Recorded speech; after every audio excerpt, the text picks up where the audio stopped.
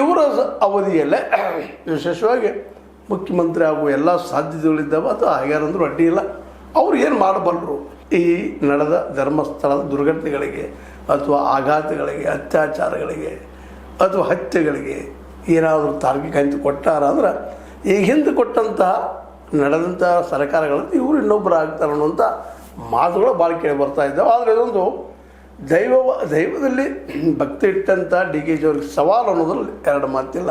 ಯಾಕಂದರೆ ನಡೀತಿರುವಂಥ ಹತ್ಯೆಗಳೇನು ಸುಳ್ಳಾಗಿಲ್ಲ, ಸಾವುಗಳೇನು ಸುಳ್ಳಾಗಿಲ್ಲ.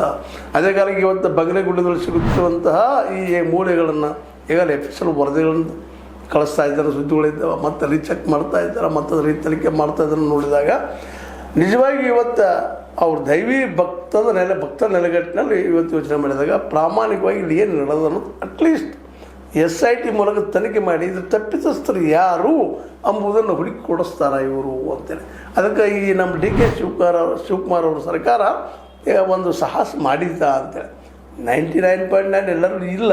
ಆದರೂ ಕೆಲವೊಂದು ಮಾನವೀಯತೆ ಇರ್ತದೆ, ಒಳಗೇನೋ ಒಂದು ಇರ್ತದೆ, ದುಗುಡು ಇರ್ತದೆ, ಒಂದು ವ್ಯಕ್ತಿತ್ವ ಇರ್ತದೆ. ಕೆಲವೊಂದು ಟೈಮ್ದಾಗ ಸ್ಫೋಟ ಆಗ್ಬೋದಿಲ್ಲ.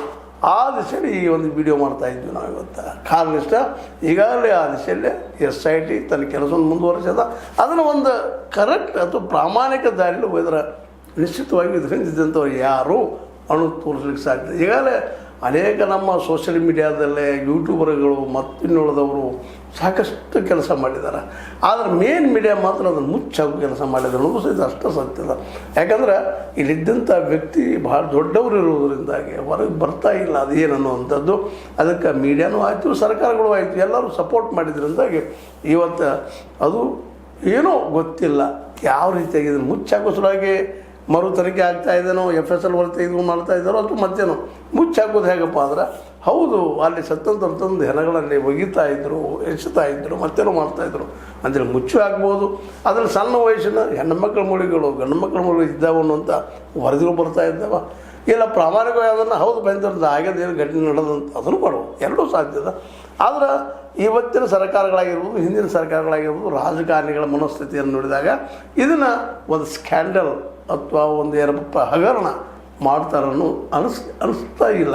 ಆದರೂ ಜಾಗೃತಿ ಮಾಡುವಂಥದ್ದು, ಹೋರಾಟಗಾರರ ಧ್ವನಿಯನ್ನು ಜನರಿಗೆ ಮುಡಿಸೋದು ಕೆಲಸವನ್ನು ಸಹಿತ ನಾವು ಮಾಡಬೇಕಾಗ್ತದೆ. ಕೆಲವೊಮ್ಮೆ ಕಾರಣನಿಷ್ಠ ಸತ್ಯ